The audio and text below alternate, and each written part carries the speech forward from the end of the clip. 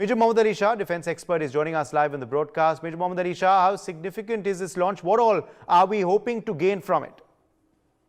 It is very, very significant. In fact, because the first attempt earlier, which happened on August 7, 2022, which was a failure, in fact, it wasn't successful. And this time we are expecting success, hopefully, because the reason why the previous one wasn't successful was because the rocket had two satellites, EOS-1 and Azadi Sat. Now, EOS is the Earth Observation Satellite. Now, it went wrong because of because the position of the satellite wasn't kept in a it was miscalculated somewhere. But now with the SSLV launch carrying these three satellites, now it is the EOS-7 genus one belongs to Antares of the US and Azadi Sat 2, because it's the second attempt now, that's why they're calling it 2. That belongs to Space Kids India of Chennai. Now this is scheduled to lift at 9:18 a.m. sharp from the first launch pad of Sriharikota port in Andhra Pradesh. Now the very fact that the first time we learned from our mistakes, right, Uday? So the first time the positioning was slightly miscalculated. This time it's going to be where even a margin, a fraction of a millisecond holds great significance. And this launch is going to be, I'm sure, is going to be a great success this time. Major Shah, obviously learnings from the first failed attempt, which obviously would have been corrected and will be very different this time around, as you were mentioning earlier. But now back to the three satellites. Now, obviously, all three are very different and have been made by three different companies, three different entities. One, in fact, is even from the United States. What are going to be the important features of these satellites? How will they be helping us once they are in space successfully? Well, Uday, just a couple of minutes are left for the launch, in fact, and around 13 minutes after the liftoff of the three-stage rocket, it will place EOS-7, and around 1.6 minutes later, exactly 1.6 minutes later, the two passenger satellites, Janus-1 and Azadi Sat-2, will be injected into the orbit.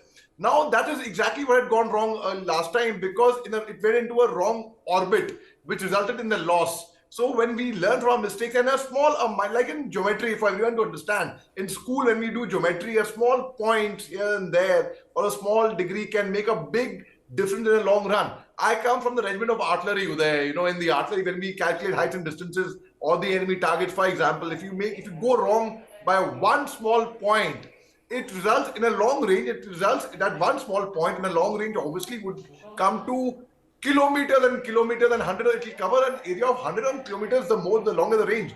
Similarly, Uday, here every small little precision, every small step is going to be taken into account, and I wish them all the best. And I'm most certain if you can see it happen, it will happen, Uday, 100%. So I can already see a very successful launch of these vehicles, Uday. Yes, sir. As Major Shah had brought out the artillery theory. Because Major Shah, it certainly has been, as I was telling, Praful Bakshi earlier, a great few years for our scientists, from these, multiple launches to, of course, the sheer expanse of our space program, ably helped by the government's efforts for this sector. Absolutely, Uday, most certainly. And I really commend the government. I commend ISRO. I commend all the stakeholders over here, because they've done a good job. Now, I would just give a few points there. The design drivers of SSLV are low cost. So it's been planned in a way that it's not really costing much, firstly. Then secondly, the low turnaround time, because it will take lesser time for the launch, in fact. Then the flexibility in accommodating multiple satellites, which means right now there are three satellites, they can be more if we wish to add. Then launch on demand feasibility and minimal launch of infrastructure requirements. So which makes it very, very user-friendly. The people operating it hands-on, it is more easy for them to operate, and they are more user-friendly there.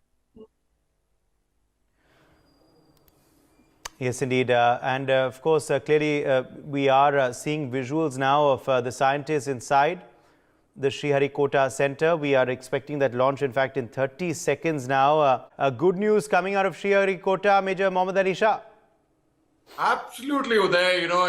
It fills my heart with pride when we see India progressing, and of course, it is something which is it's been successfully launched. And the very fact that the in orbit these satellites, they have multiple features. They have features of accommodating others. Have more satellites in fact, and the very fact that we have done it, it really means a lot. It really it is something. It shows a sign of India's progress, and we are towards becoming a superpower very very soon. They already in Turkey, for example. I will just deviate for half a minute rather. We have sent our troops to Turkey, be it our NDRF, be it the Air Force, be it the Army, paramedics. They are there in Turkey doing a great job. The whole international community is watching how India is trying to, in rescue and relief operations, India has been instrumental. Now, here also regarding the ISRO's launch, India is successful. And here, this really speaks great volumes of our great country there. Thank you very much for joining us, both of you, with your perspectives on that big story.